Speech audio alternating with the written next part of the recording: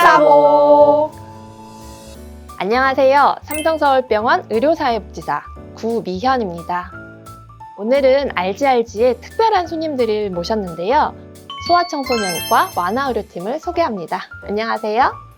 안녕하세요. 저는 소아청소년과 완화의료팀 전담의사 노현승, 전담 간호사 고혜진, 전담 의료사회복지사 이수연입니다. 알지알지 의사복 초대해 주셔서 감사합니다. 오늘 저희와 함께 소아청소년 완화의료가 무엇인지, 그리고 어떤 도움을 어떻게 받을 수 있는지 하나씩 같이 함께 알아보도록 하겠습니다. 소아청소년 완화의료 이름만 들으면 굉장히 익숙하면서도 또 낯선 느낌도 드는데요. 완화라고 하니까 어루만져주는 그런 느낌도 들고요. 의료라고 하니까 치료하는 방법이 아닐까라는 생각도 드는데요. 또 한편으로는 호스피스라는 단어도 떠오르고요. 이 완화의료라는 그 부분이 팔리아티브 케어라고 영어를 쓰는데 라틴어로 팔리아투스라고 해서 이제 외투를 입혀준다, 좀 어루만져준다 라는 의미를 담고 있습니다. 네, 좀 철학적으로 들리는데요. 그게 어떤 의미인가요?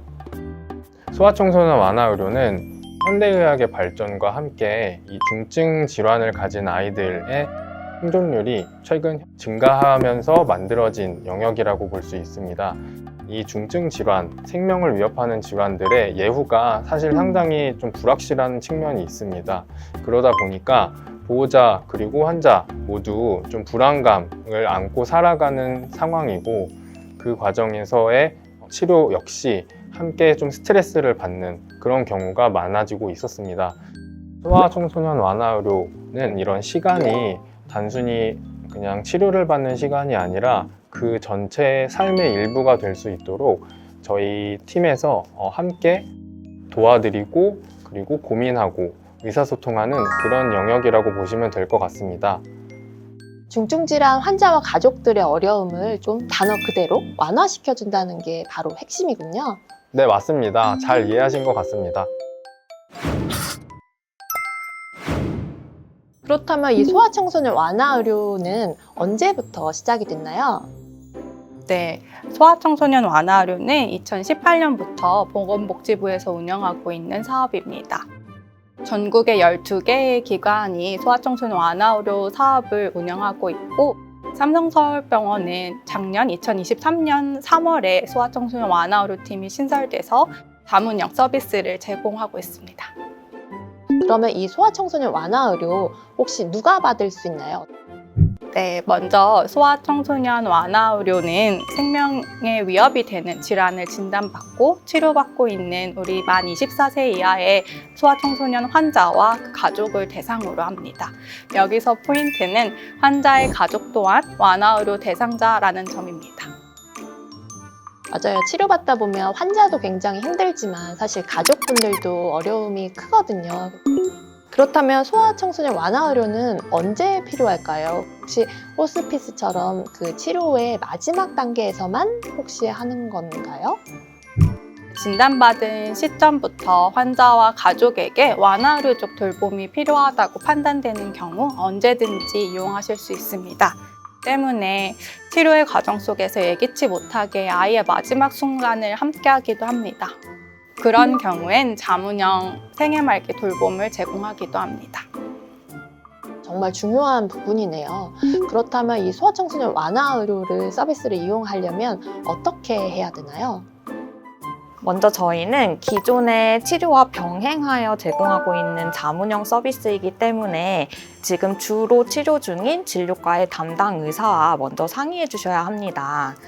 담당 의사를 통해 완화의료 필요 평가와 완화의료팀 협진 의뢰가 이루어지면 의사, 간호사, 사회복지사를 통해 완화의료팀 진료를 보실 수가 있습니다. 일단 저희 팀은 처음 만나게 되면 초기 면담을 통해 환자와 가족이 어떤 상황에 처해 있는지를 먼저 확인을 하고 그에 따른 맞춤형 서비스를 제공하고 있습니다. 네, 그렇다면 이제 소아청소년 완화의료 팀에서 어떤 서비스를 받을 수 있는지가 제일 궁금할 것 같거든요.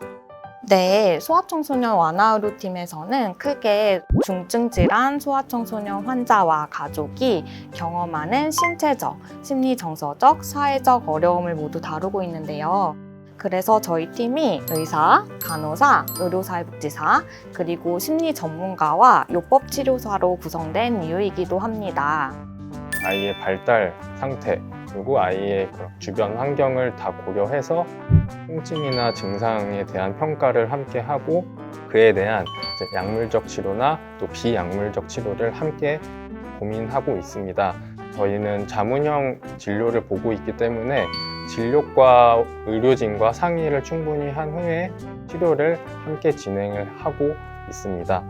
저희는 치료적 결정에서 환자와 가족의 의견이 충분히 반영될 수 있도록 환자, 가족, 그리고 의료진 사이의 중간다리 역할을 좀 담당하면서 의사 결정 지원을 도와드리고 있습니다.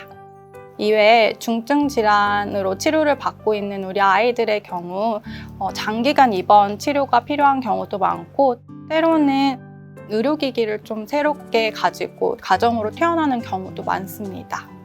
그때 소아청소년 환자와 가족이 이러한 치료 과정에 잘 적응하실 수 있도록 저희가 퇴원 시에 교육도 제공하고 있고 필요시에는 연고지 근처에 있는 소아청소년 완화의료 기관에 연계하기도 합니다.